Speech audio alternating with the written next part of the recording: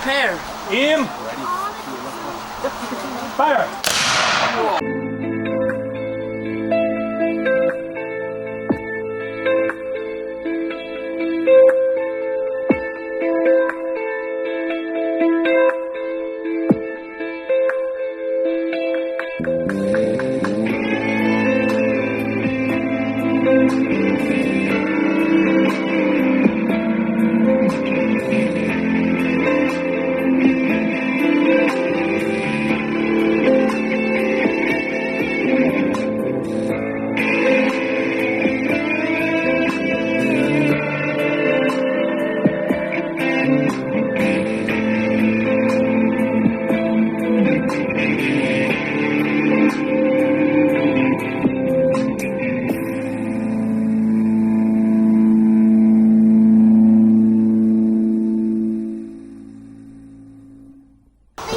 Folks, welcome to the Ulster American Folk Park. We're here on the 4th of July celebrations, but it's actually on a Sunday here, so it's the 2nd of July. We're actually in the little makeshift town here, so I want to show you that. Oh.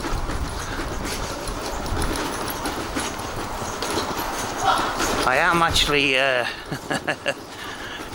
using a mobility scooter because I can't get around the whole thing. But a lot of these areas here have little shop fronts kind of thing.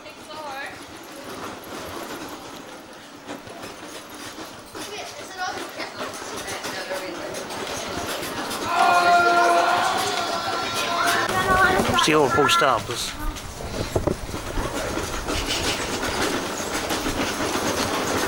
Oh, I'm still in the cobble streets here. Is this Ireland or America? Oh, this is Ireland. All right. Yeah. Basically, you go down there. There's a little boat. I'll leave a link to the other videos. You get on the boat and you go out the other side and you end up in America, basically. Some weaponry. How are you doing? You keeping well? I'm not too bad. Long time no see. You're famous on YouTube. I think it was raining the last time. Yes. Right, you'll have to excuse me because I need to... You couldn't stand over there for us? All right. Just with the... Can we buy one?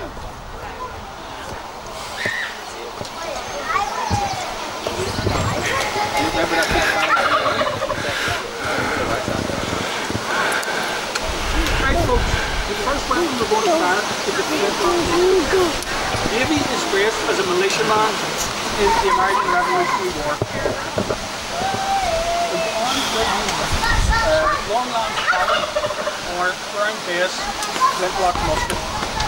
It is arguably one of the longest serving military weapons, over 100 years service in the British Army. The muzzle loader, which means everything gets pushed down the muzzle, the mouth of the gun. Maybe put cartridge first, the cartridge open, ripping up everything down the barrel. In the cartridge you will have gunpowder and the lead ball. He rams everything down. This helps to seek the bullet and compact the powder. The more compact the powder is, the better the explosion will be. He then goes to half-cock. Half-cock is a safety device on these weapons. If the gun goes off half-cock, hence the expression, somebody going off half-cock and rushing into something. He takes a finer grain of powder and he grinds the pan.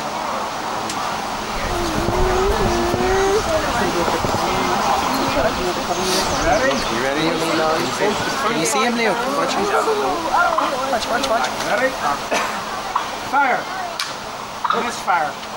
Now, what's happened is the flint has hit the steel but failed to create a spark. No spark, no bang. This can be because the steel is dirty, the flint is dull, or the steel is wet. That was pretty cool, isn't it? See that? Wow. These, out of 10 guns, you would be lucky if 7 of them fired. It made me But that jump. didn't actually matter because And I was the people on you were my shooting against feet, had the same technology. crouched down. So it was factored in the amount of fuel in these weapons. Now, there was a slight delay, if any is noticed, between the pan going off and the main charge. There's 2 separate explosions. There was a Reverend Forsyth, who was an avid hunter, didn't like the thought of birds getting a sporting chance and getting away by that first explosion. So he invented the percussion cap. I'm gonna cover my ears for this. Don't worry, I'll let you know whenever they're going So, to fire a again. percussion cap, for any of you who don't know, have you ever fired a cap gun? Have you seen a cap gun? Oh no. God, what sad lives you're having now. It's fulminate of mercury and ground glass, and when it's hit, it creates an instant explosion. So, Reverend Forsyth, he invented this so he could kill more birds. Forward. Okay. Now, the 2 boys are dressed as Union soldiers in the American Civil War. So see them very, very close to each other, and not because they like each other, it's the rules. They will now be taught a series of commands that will install in them the discipline to load and fire on their fire. There's 9 separate commands. The first command is load. Load. Take the gun, put it between their feet, and push the muzzle away from their face. They do this in case as they're loading it goes off. They want their face shut off. Do you want to stand back? Take cartridge. You open up the cartridge boxes, they take out the pre-prepared cartridges. But you've nothing to fear. Cartridge. They'll put in the plastic. Now they then pour them. One of the requirements was to have teeth. You needed teeth to burn in the cartridges. Cartridge. They now upend everything, drop it down the bottom. Better in today. Take rammer.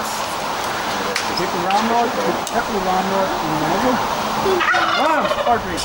In the plastic. Do you want to cover your ears? Again, they're compacting everything down. They're seeking the bullet. They want everything down near the bottom of the rifle. Do you want to see them? Return rammer. Do you want to see them? Once they return the rammer, they do so with their little You're all right finger. there.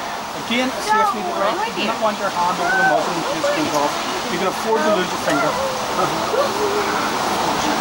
Right. And now see their feet, bring the guns up to their hips, open the cap off, take out the percussion cap.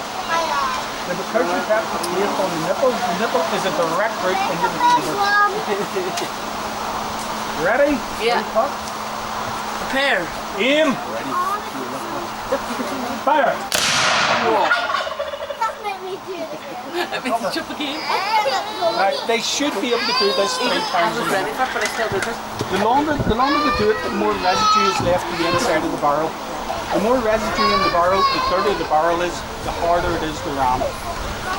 So there is recorded cases of soldiers peeing down the barrels in the middle of the battle to clean the barrels out. 2 ways to clean a barrel: use a cleaning round, which is a round designed to take all the junk out, which were few and far between, or you wash out the barrel. And the easiest way to wash out a barrel is to be enlarged. So, any questions, feel free to come over and ask. Alright? How you doing? Alright. Any questions? Well, what was that like? Wasn't too bad that.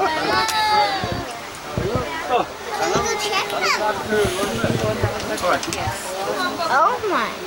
What's that gun? Oh, that's a lever action. Was there any questions?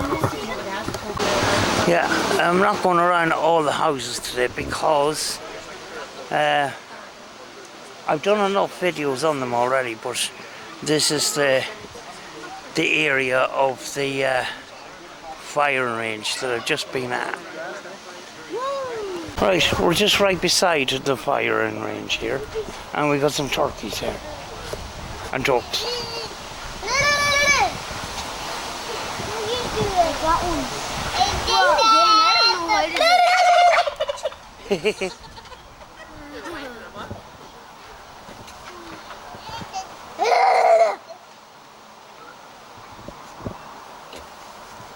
Hello.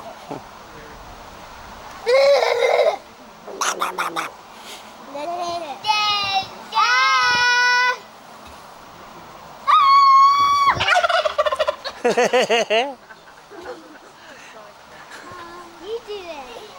You did that. You don't get a warning, it just comes out. Ah! Ah! Is there anything you would like to say for YouTube? Wow, wow, wow.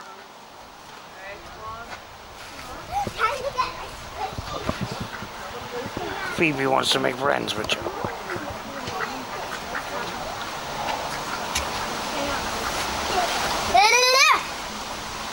Bernice.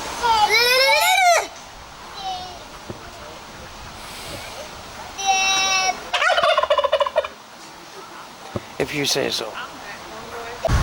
Pelicans.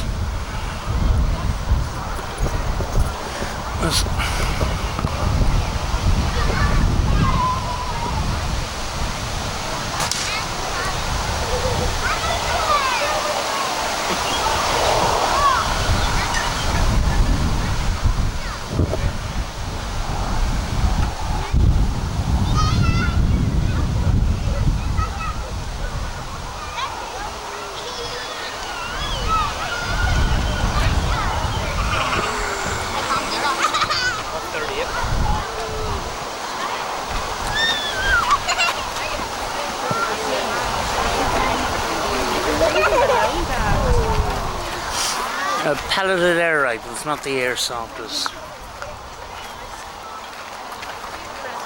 The metal targets over there. Arginars? Yeah, you put flour outside. Okay. Just people lining up to have a go. There we go, there's that.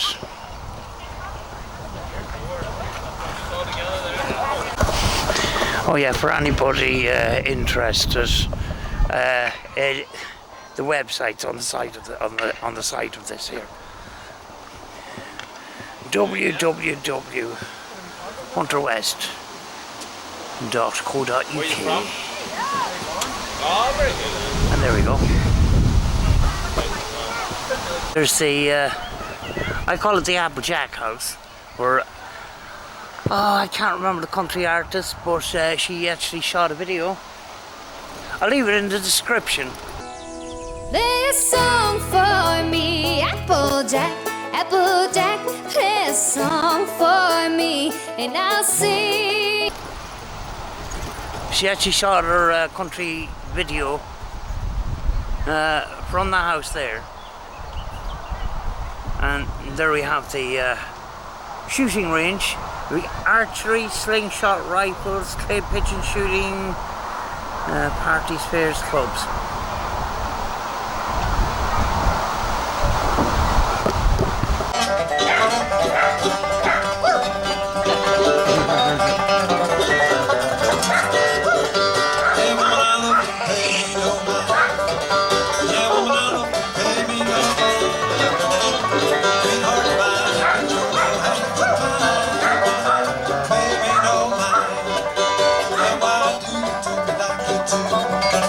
Yeah,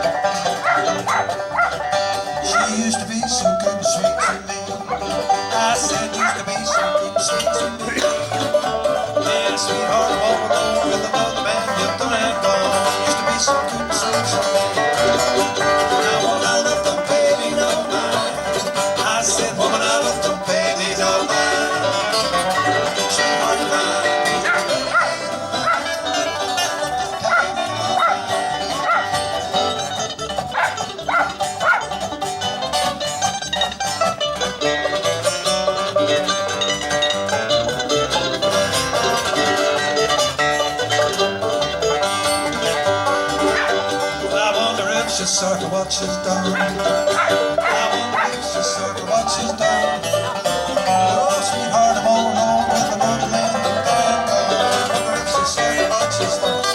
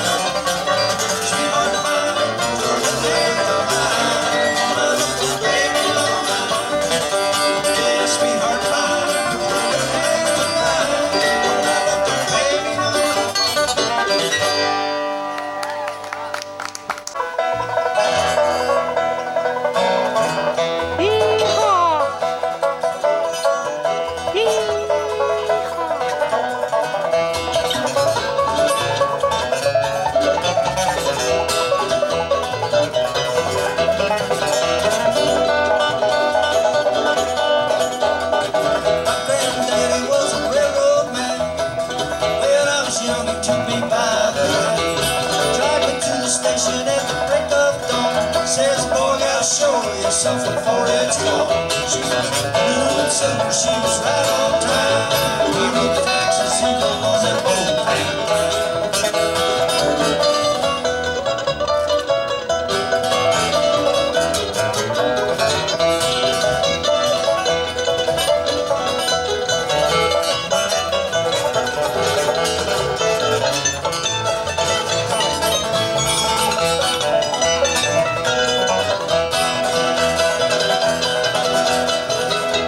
sandwiches and grandma packed. We rode to Palestine, it's like that. All the time for supper with a tale to tell. That night dreamed of her, that lost my soul. When I get old, the rabbit trail on. I'll ride to Texas and go across the San Antonio.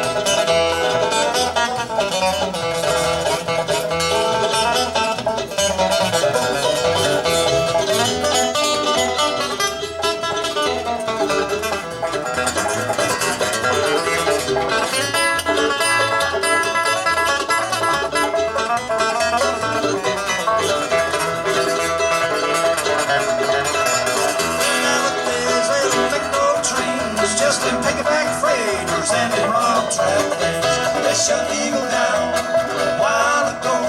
They sold it to the railroad down to Mexico.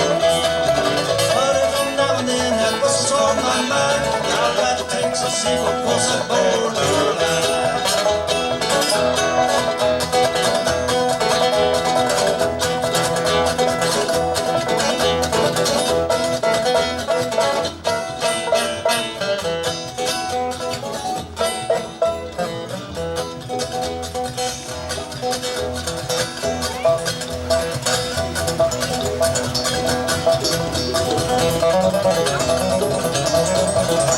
That's a dream.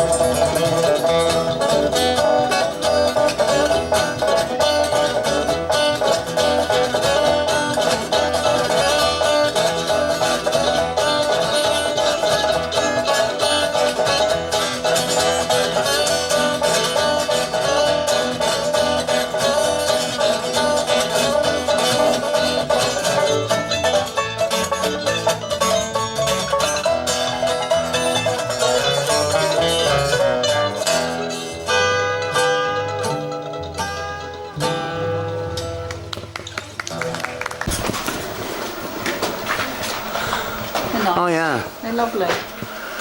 This is the carpenter's workshop. and the carpenter doesn't happen to be here.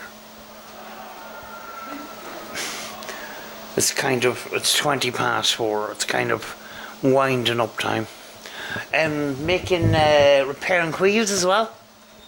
The cart wheels. Fixing spokes and that. There's a nice plastic floor here. There's a carriage in there. And there's some wheel metal bits, whatever you call them. For barrels? Possibly, or putting rims on wheels. Oh, yeah. There's some barrels there, so we've got them. It's an old-fashioned. It's quick fish back in the day. The tire centre. This is the American side. I'm going to go down and show you. Sorry if this gets shaky because I'm on an electric vehicle here.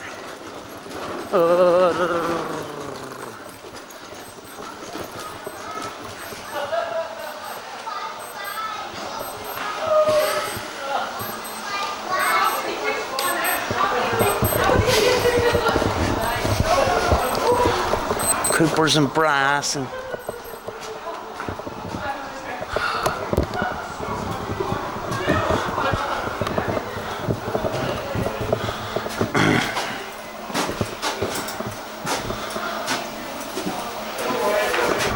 the wee wooden man. It's like toys a long time ago were like that. Yeah.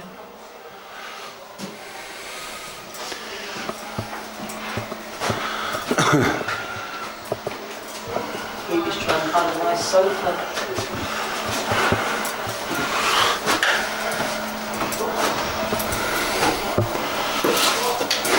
Tin stove.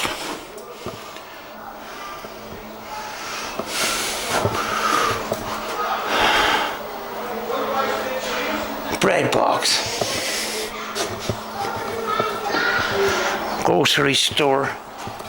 This is the American side, consisting of fronts of original buildings.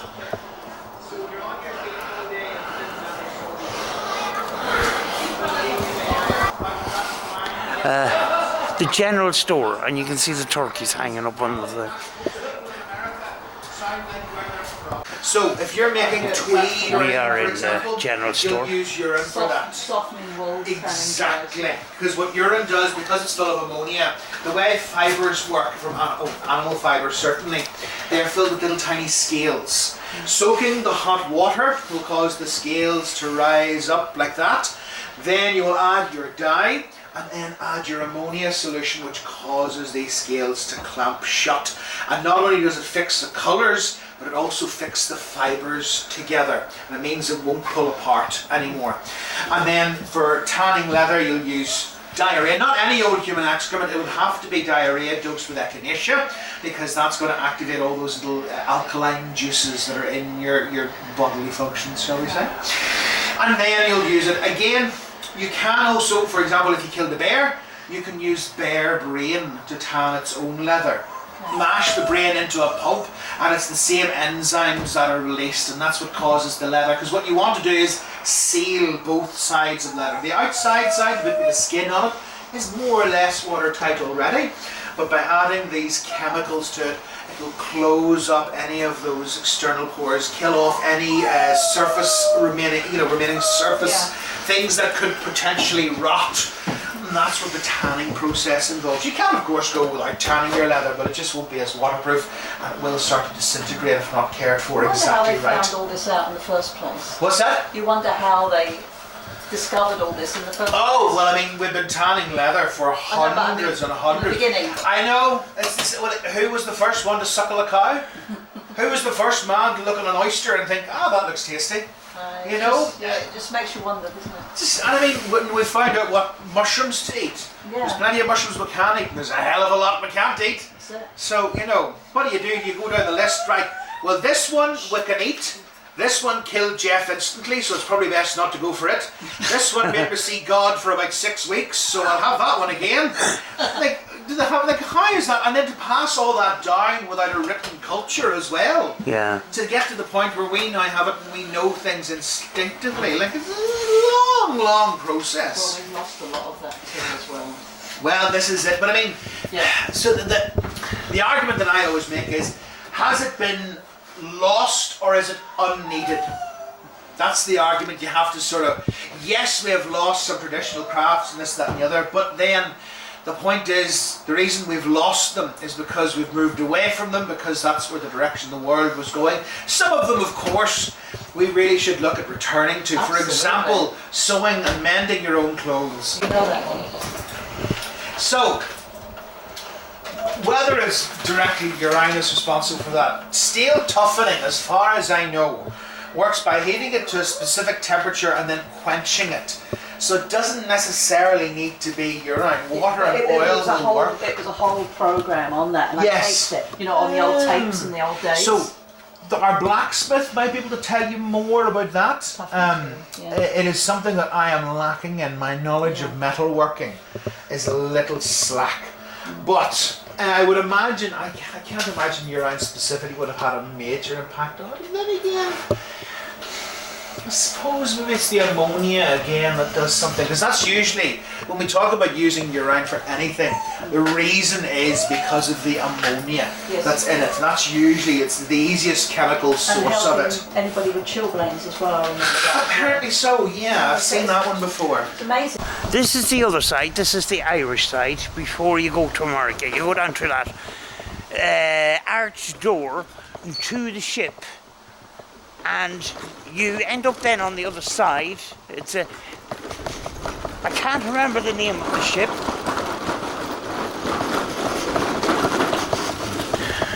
but apparently, right, it was a ship that actually ran aground off some island, off Ireland, and the coal was all stolen off it. It's starting to rain now. And when the tide, when the coal was stolen off it, and when the tide rose, the ship sailed off with no crew in it. So that's the story about that ship. I can't remember the name of the ship though. The guy in the general store told us about it, but I can't remember. There's the school.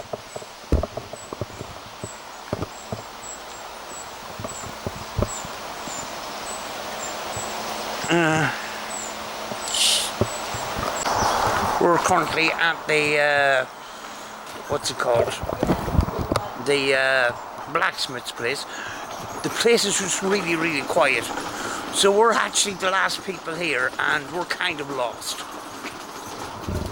There's another little dwelling and the fire is on. I think we passed this on the way in, so I think we're on the right track.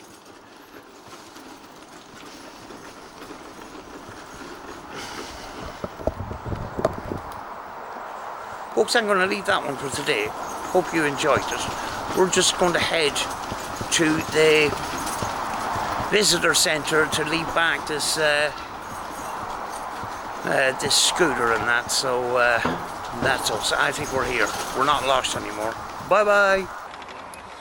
Mellow the moonlight to shine is beginning. Close by the window young Eileen was spinning. Bent o'er the fire my blind grandmother's sitting, crooning and moaning and drowsily knitting. Merrily, cheerily, noiselessly whirring, spins the wheel, rings the wheel while the foot's stirring. Sprightly and lightly and merrily ringing, sounds the sweet voice of the young maiden singing. Eileen, a chara, I hear someone tapping, 'tis the ivy, dear mother, against the glass wrapping. Eileen, I surely hear somebody sighing, 'tis the sound, mother dear, of the autumn winds dying. And on it goes. Folks, I've just seen new visitors here as well. Maybe I could ask you the same favour. I was telling these folks about my husband Hugh. Now you'll remember that name, folks, won't you? Hugh Rogan. You'll ask after him and tell him as Nancy's waiting to hear from him, alright? Okay, folks. Come on in.